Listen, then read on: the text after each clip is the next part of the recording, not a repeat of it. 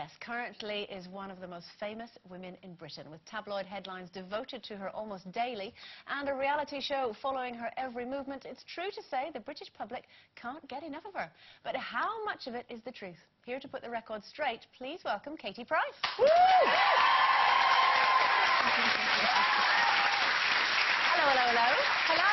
I mean, it is true. You are in the papers all the time. Do you read the papers? Do you follow the stories about you? I know there was, like, I saw OK Mag today, so I twittered it and said, there must be two of me because I haven't done that interview, and that shoot they've used was from You magazine ages ago. Honestly, I haven't done interviews or a shoot for about 14 months for any magazine, and they just make up questions. And I think now they've got the book, they're making up the answers. Ah, OK. I haven't at all, but you'd think it, because I'm in them every week. I must admit, I mean, I would have thought that, judging by the magazines you see. This is the book you're talking about, Katie Price, You Only Live Once. You may only live once, but you've managed to fill 4 books so far.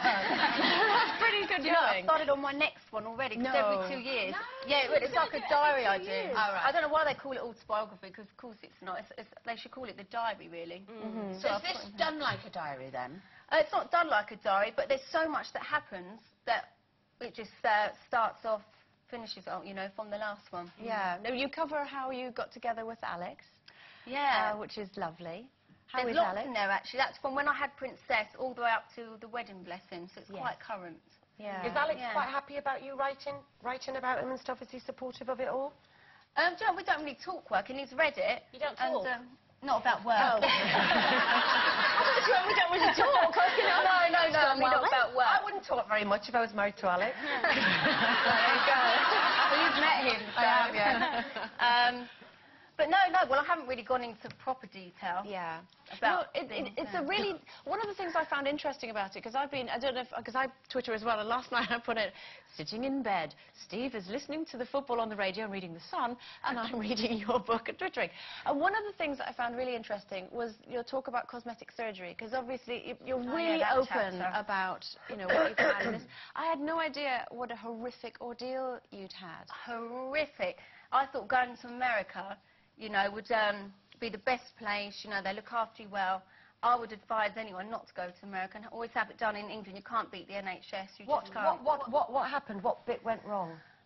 Well, I won't relieve it all because, you know, daytime TV, but there's some bits in there, which was the most painful thing. Basically, after you have an operation in America, they take you to, like, they just drive you somewhere, whatever state you're in, they just drive you to this healthcare place.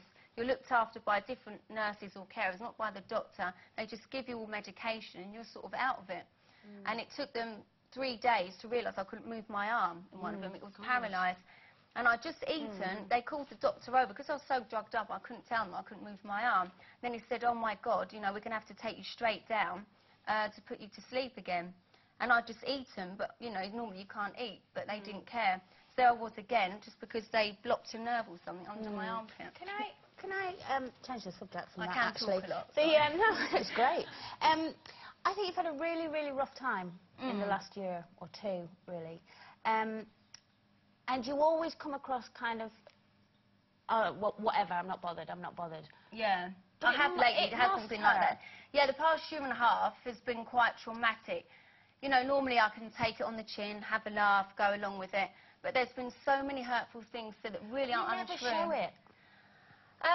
I think, do you know, where I've stepped back from doing the magazines and interviews, because you sort of get in a bubble where every week you're doing interviews, you sort of don't really understand what you're doing.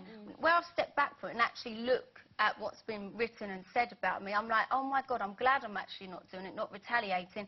And so it's given me time to actually get the feelings from it. It's just not nice. You understand what I mean? Yeah, like, of course. Yeah, it sort of has hit me more to make me think, you know, it's not all about magazines, photo shoots. I am a human being. I have got a life, you know. Did you think that you are more willing to appear a little bit softer? Because we saw you cry on the Piers Morgan interview that you did, and I think that changed people's perception of you because we seem to see the real Katie. Is that something that you're aware of? Or? Yeah, I mean, hopefully the reality show that I do shows a different side to me. I mean, I'm a proper Gemini where I keep feelings in. I mean, I do cry. And, you know, like I say, the past year and a half has been really traumatic for me. Has Alex changed you? Do you think Alex has done this? Has he helped? He's definitely calmed me down because of his fighting. Like I said before, he's so focused on what he does, and normally I retaliate if someone says something. I'm like, why are they saying that? That's it. I'm going to say it. I'm going to Twitter that.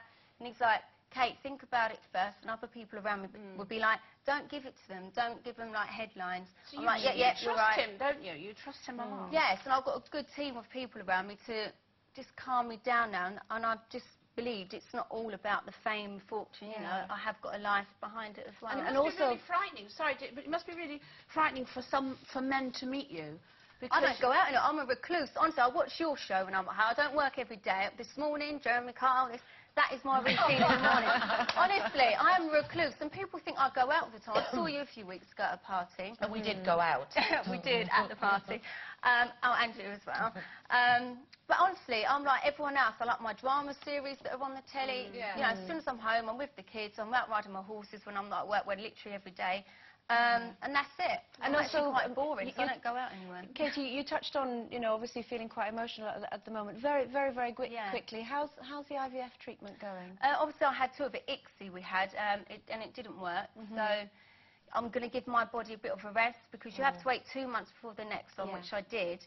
And, you know, your hormones are up and down. It's quite draining, isn't it, to have very. that process? And, you know, I don't like needles, injecting myself. I'm like that. Oh, I can't do it. But, yeah, it didn't work, so we'll just have to see what happens. And my body now, I just want to give it a rest. And, I mean, many couples have gone through this and have spoken about how difficult it is as a couple. Are you and Alex all right with it all? It'd be more tougher on Alex, I think, because I've already had 3 kids. It must go through his mind.